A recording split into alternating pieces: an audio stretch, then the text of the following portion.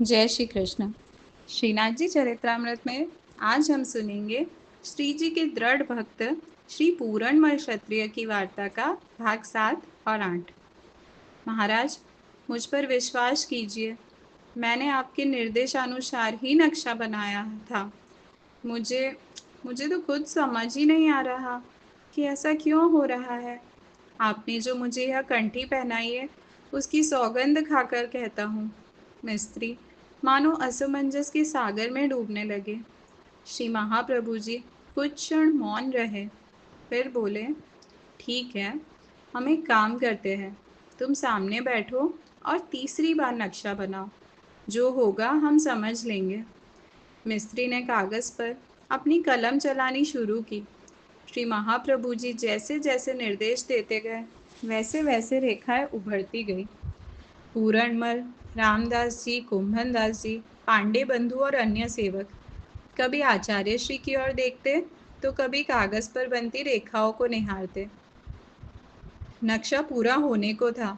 सबकी उत्सुकता बढ़ती जा रही थी। अब मंदिर के मानचित्र को अंतिम स्पर्श दिया जा रहा था।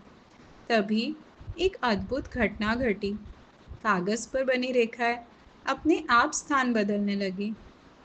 जो भी यह दृश्य देख रहा था, वह आश्चर्य से स्तब्ध रह गया।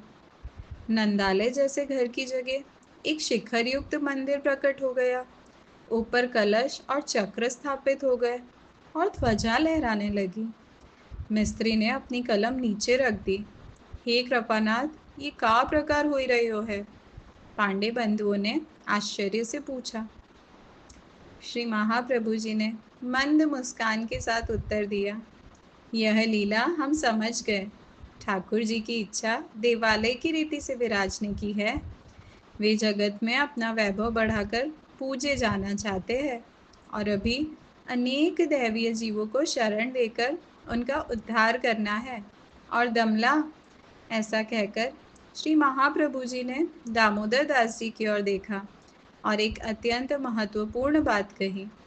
श्री जी की इच्छा के अनुसार यह नक्शा देखकर ऐसा प्रतीत होता है कि कुछ समय तक आप श्री यहाँ विराजेंगे, फिर यमनों का उपद्रव उत्पन्न कर स्वयं यहाँ से किसी अन्य स्थान पर पधारेंगे। वहाँ भी वैभवपूर्ण सेवा स्वीकार कर अनेक जीवों को शरण देंगे और अंत में अपनी क्रीड़ा की समाप्ति पर पुनः श्री गिरिराज जी की तलहटी में मंदिर बनाकर विराजमान होंगे। ऐसी अगम निगम की गूढ़ बातें सुनकर सभी स्तब्ध रह गए।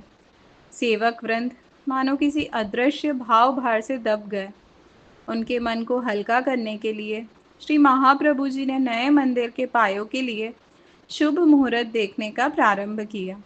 विक्रम संवत 1556 वैशाख शुक्ल 3 अक्षय तृतीया रविवार के दिन रोहिणी नक्षत्र में श्री गिरिराज जी पर पुनः एक सुंदर छोटा सा दिव्य समारोह साकार हो उठा।